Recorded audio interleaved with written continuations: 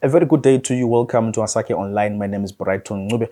Today on the show, we bring you a special edition of a lecture looking at Gukurahundi in terms of resolving Gukurahundi, what can be done to resolve Gukurahundi. Over the past years, the Dabengwa Foundation has been looking at giving lectures, looking at reconciliation, truth-telling, and as well as healing. Today on the show, we're going to give you a lecture titled Chiefs Capable for Resolving Gukurahundi. It's going to be delivered by Reverend Dr. Ray Motsi. He's going to be giving this lecture there. He's been doing a lot of research looking at Gukurahundi. How can this be resolved? Issue of reconciliation, truth-telling, as well as healing. Can there be reconciliation without truth-telling?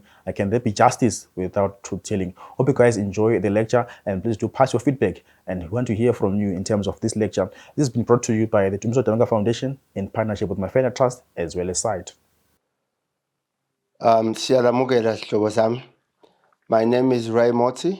I am a pastor. I'm also the president of the Theological College of Zimbabwe.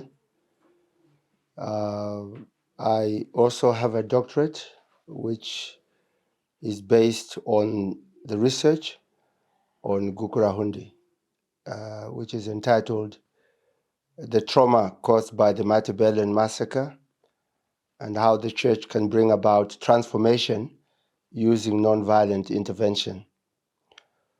I was assisted by the late hero, Mr. Dabengwa, who provided most of the basic information of the background to the beginning of political activities in Zimbabwe, the formation of ZAPU, the split with ZANU-PF, the beginning of the problems at Mgagawa, and the violence in Zambia, and many, many other activities which were part and parcel of what they would call in English the harbingers, the beginnings, the telltale signs of the misunderstanding between those that were in the war. But more importantly, he was very much part and parcel of my research because I went back to him ever so often, and he was the first person I gave my dissertation after graduation from Pretoria University.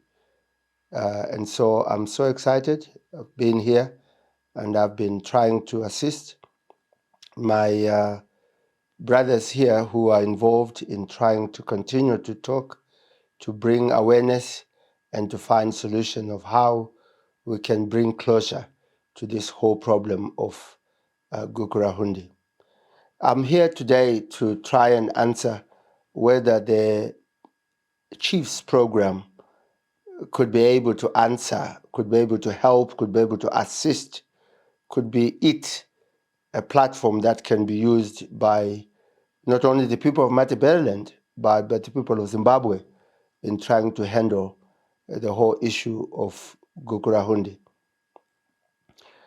First and foremost, I think it's important that it is understood that in a situation like ours, there's always a need for a national platform of how such mammoth problem can be handled from a national perspective, not tribal, not regional, but a national, because we must understand that Gukurahundi is a national problem.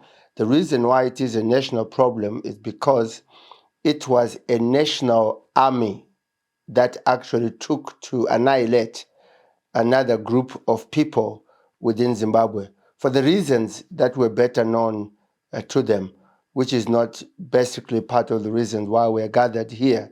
But the fact that they wanted to wipe out another people's groups goes without question.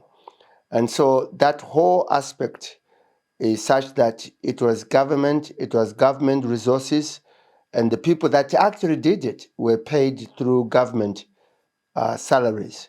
And therefore, it is a government issue. A government is a national issue.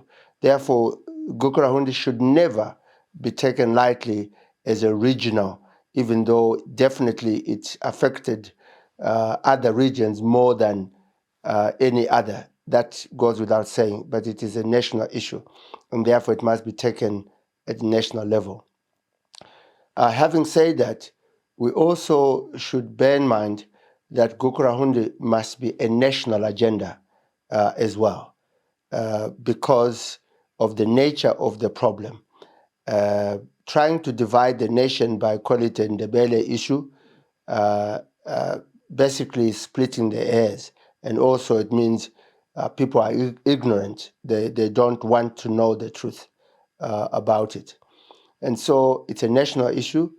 And not only that, I also sought to include the fact that in my dissertation, I wanted to make Gukurahundi a national agenda, but I also wanted Gukurahundi to be made a genocide, because the nature of the way in which people were killed and people disappeared, and the whole region was almost decimated, qualifies it to be a national disaster, which makes it a genocide because of the number of people that were killed. Once you have done that, you are setting up a platform to make sure that everybody then begin to look at this, because generally, if 5 people or 10 people die in a country, it's declared a national disaster. Even people that died through the storm Idai in Chimanimani, it was declared a national disaster. Why not declare the death of more than 20,000 people, men and women and children, a national disaster? That's why, in my opinion, it needs to be called a genocide. And thank God that the private international genocide deciders did so about 2012, where Gukurahundi was included as a national disaster, even though the United Nations and political entities have not followed through. Obviously, in my opinion, it's for known reasons why they could not do so. But it is a national disaster and therefore a genocide. Having said that, there were a number of, I think historically people need to know that there were window dressing and baby steps that were taken in order to cosmetically be seen as if they were trying to resolve the conflict by the Dumbujena Chihambakwe commissions. After having done that, we have even the unit accord itself, which is an elite pact done for those that had key positions within ZAPU and key positions within ZANU, but victims themselves were never acknowledged as part of the unit accord. And therefore, that's why the unit accord does not hold any water to the generality of the people of Matabeleland, because they've never seen any significant pointers to a unity, because there was no acknowledgement of the suffering and the trauma caused by the massacre here in Matabeleland and parts of Midlands. It's important that we lay these foundations for everybody, especially for those of you that may have never known this seriously. And so after having said that, we also need to then come to a place where we begin to say to ourselves, how do we deal with the past, particularly the problem of this magnitude? We need a national platform. We need a national framework. We need a transitional justice framework on which, as a nation, we can be able to build a nation, something that gives everybody a sense of belonging, something that enables people to identify with. We don't have that. And that is very much part of the problem. And that's why whatever efforts that are put into place are not going to be able to deal with this effectively. We tried the National Peace and Reconciliation Commission. Again, I call it window dressing because they never bothered. Neither did they have a very honest approach of how Gukurahundi should be handled. And that, to me, was problematic. It expired before they even did anything. The idea of a platform that I'm talking about is in the structure of the Truth and Reconciliation of South Africa. That's what is a national platform. It could take probably something more of a national dialogue, which is led by key statesmen within our country that say they need the people of Zimbabwe to openly talk about Gukurahundi. It could be a truth commission where the people of Zimbabwe and Matabeleland Midlands have an opportunity in which they can begin to talk about what happened to themselves in a very official way. The reason why some of us do not believe that the manner in which the chief program is being done is that even when this whole idea started, people of Matabeleland and Midlands started to assist the local people by building up plaques, structures that would enable to commemorate, memorialize what happened. But there were people that came overnight and they destroyed these structures. It means people were never serious. They never wanted something like this to happen in earnest. Memorialization is educational. Memorialization is bringing awareness. Memorialization is an acknowledgement. Memorialization is acknowledging history. Memorialization is building up structures that will enable people to be able to go and reflect about what happened to them so that they can try and move on. That's why you have structures like the Rwanda Genocide Memorial Center, where everything about the Rwanda genocide is written, with all the names of the victims and people's stories. And you have all kinds of paraphernalia that has been given, whether it could be shirts, whether it could be shoes, whether it could be hats, whether it could be whatever it is of the remains of those people that were killed. It's a place of reflection. It's a place of reminder, so that we may make sure. I have 4 things that I want to tell you that can be enabled by memorialization. Number 1, the right to truth. Number 2, the right to justice. Number 4,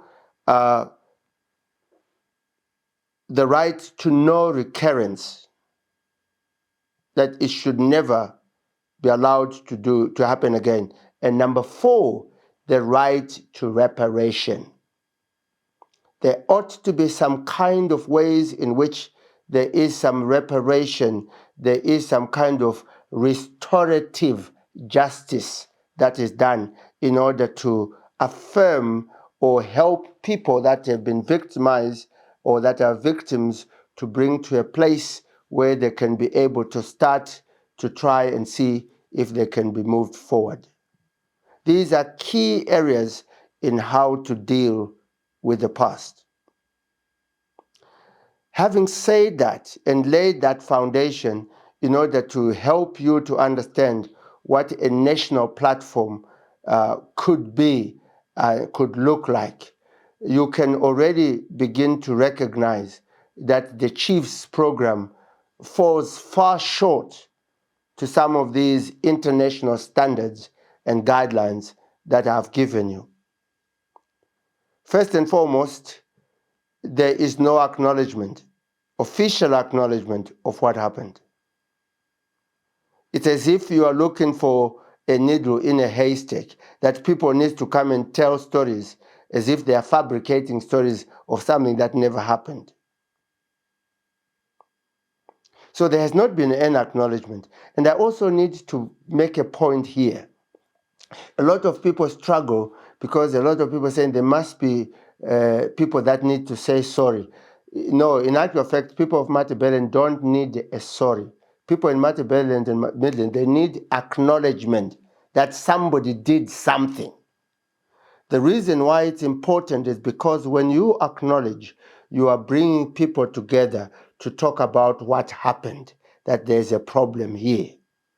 If you say sorry, you can write a letter and send it to somebody who says, I'm sorry, and that's the end of the story.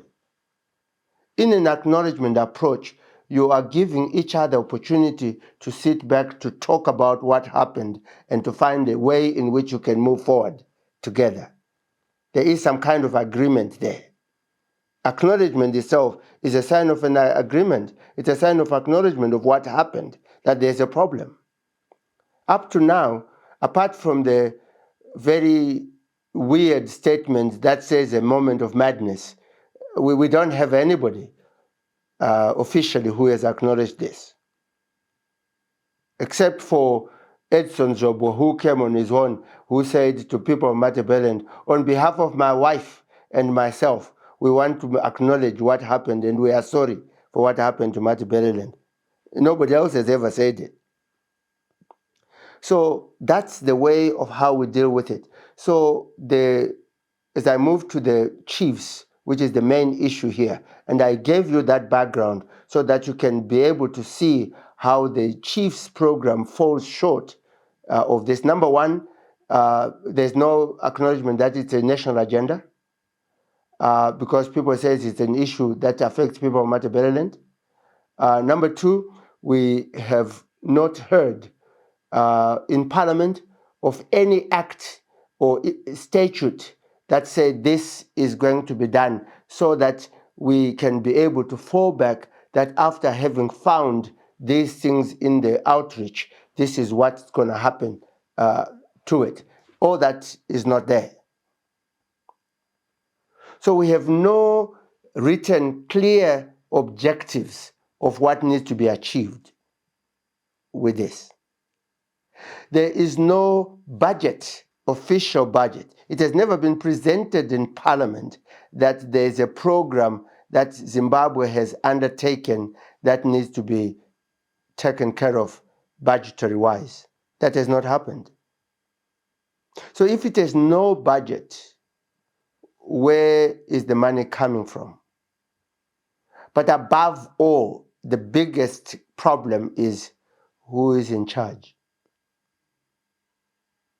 Under what authority have they asked this to be done? If I can be naughty to ask, would all those in ZANU-PF acknowledge this program? If some of you, as some of us, have already found out that some of the key members of ZANU-PF, including the local ones, are distancing themselves from this program, so what are we doing? There is a problem there. I don't think this is something that will be able to see daylight, because even though there were people and there were donors who were able, I'm aware of the money that was given by donors to assist in this, I've yet to see money, a budget that's come from government to help. So it's not gonna help. But more importantly, The way in which it has been structured is such a way that there is no proper programs of how it needs to happen in every constituency or chief area. Who is going to take care of the victims? How are they going to be prepared? Do they need counseling? Can anybody be able to come and talk about Gukurahundi after 40 years for the first time? Simply because it's before a chief. These are difficulties, and I'll give you a story that has seized me from the first day I heard this. There was a man who was arrested by Jerry Rawlings in Ghana. He was persecuted and kept in a room in a 24-story building, and was in the 24th, kept in a room for a month. They used to put food under the door. When he was released, he left and ran away. He went to UK, where he went to school. He studied law. He became a very successful lawyer. After that, they had a tribunal in Ghana, which was the platform on which they wanted to build a new Ghana. And we haven't found a platform for us to build a new Zimbabwe in Zimbabwe right now. So he was told that he needed to go counseling before. And after his interview, he said, no, he's a successful lawyer. He's capable of doing these things. He didn't need that. So when he was pressed an interview and he could not say Jerry Rawlings, the moment he said that he had stroke, and within few days he died. He never managed to go back. And this is the kind of problem that I'm scared that it might happen to a lot of people in Matabeleland and Midlands, that they will be forced to say things, but there will be no assistance in helping them to cope. We need psychosocial support to help most of these people to be able to talk about this. But more importantly, there is no assurance that after people have said what they've said, there may be freedom before they speak, but is there going to be freedom after the speech? Where do we get the assurance? If even a plaque that is put on a site is destroyed, what more a person who comes up and speaks about his own mother, his own father, his own brother or sister who was raped? There are people in Matabeleland who are nicknamed the Skondo because their mothers were being raped whilst others were being forced to sing Aiwa Dikondo, Di Aiwa Dikondo, but in the belly is Skondo. So a child was born is ended up being called Skondo. You want Skondo to talk about what happened to his mother. You want Skondo to talk about who his father is. This is not a joke. This is serious business. People were lined up, 10 of them in one queue, and somebody says, I don't want to waste bullets. He will shoot 10 people with one bullet. Men were asked to fall from the tree, to fall on the floor, or to sleep with a woman next door whilst the husbands and wives and children were watching. People disappeared. This is not a joke. I really think that Mnangagwa, let me say this, Mnangagwa surely must be serious and bring about mechanisms that would help Zimbabweans to move on. This does not. Chiefs themselves are victims of Gukurahundi. The fact that you're giving them trucks and you're paying them does not mean that all of a sudden they are now trained to be able to handle this kind of things. What about issues that are of criminal nature? You can handle things that are dealt by chiefs. But what about criminal nature? issues of murder, criminal nature issues of rape, where do they take them? How do they take them up from a village chief level to a court of law? We are very happy to have a Zimbabwean-born mechanism of how we could handle, but it needs a framework that is nationally recognized, whose brief can be actually taken anywhere when people understand what it is that is being done. I don't think that's what is going on right now.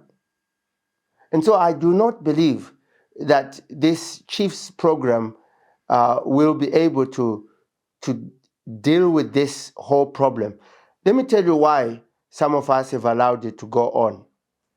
Because we feel it is the only opportunity in Zimbabwe that people of Matabeleland have in order to talk to each other about what happened to themselves. Even though it's not going to make any difference.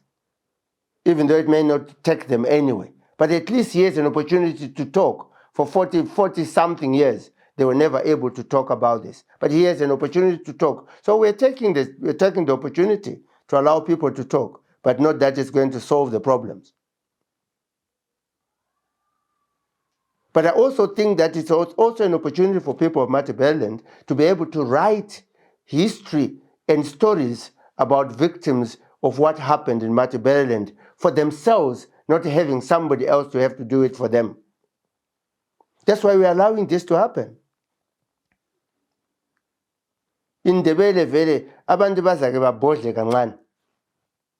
And that's why we're allowing they burp a little bit, because they're talking to each other. That's the only thing that people of Matabeleland, and you want people of Matabeleland to thank ZANU-PF, to thank government, that they've been given an opportunity to talk to themselves about what happened to them. I don't think that's fair. I don't think that's right. We need a national framework. We need a national budget. We need a national agenda. We need a national objective. We need a legal framework of where criminal issues are going to be escalated and taken up, where they will be tried. We need mechanisms of how victims can be taken care of. But above all, one of the key issues, we need restorative justice approach, where Matabeleland would be given land, would be given hospitals, would be given clinics, would be given schools. You tell me, you plant a school, a university in Lupane, and yet from Bulawayo to go to Victoria Falls, at a radius of almost 100 kilometers, you cannot have more than 100 high schools. Where are the students going to come from? Surely it's a possibility of making sure that you improve the schools, you build high schools in Matabeleland. Roads infrastructure. There are 4 roads in Matabeleland. Harare Road, Plumtree Road, Beitbridge Road, and Victoria Falls Road. Government hasn't done anything here. These are issues. They are practical issues. They are real issues that you cannot ignore. You need to handle. You cannot continue to window dress and play hide and seek with people. It is unacceptable. It should stop. If this government is not in a position to help to do anything about Gukurahundi, they must say so, so that people would know. In any case, I want to say to the people of Matabeleland and Midlands, you are no longer victims. This is 40-something years. You have survived. We need to begin to reflect on the means and ways in which you have been able to survive up to now, and say, what is it that can be done to move people forward? Because we can no longer continue to wait that somebody is going to come to help when they are not coming. They're not helping. In any case, they're making it worse. And so that's my very clear. And to the chiefs, I just hope you will be able to do that which you are able to do by allowing people of Matabeleland to talk to each other, to talk about Gukurahundi, and you are able to record for yourself for the posterity, for the future sake. This is something that can be used in the future, God willing. I hope this has been very helpful, and that's a personal opinion, and I thank you for this opportunity. Hope you guys enjoyed this lecture this afternoon, brought to you by the Dumiso Dabengwa Foundation in partnership with my fellow trust as well as site. Hope you guys pass your comments in terms of recommendations as well. We can deliver different lectures going forward in terms of finding truth-telling and reconciliation as healing, and as well as healing in Zimbabwe as we move to try to resolve Gukurahundi. Over the past few months, the president has been trying to engage chiefs to find a resolution to Gukurahundi. Are chiefs capable of resolving Gukurahundi?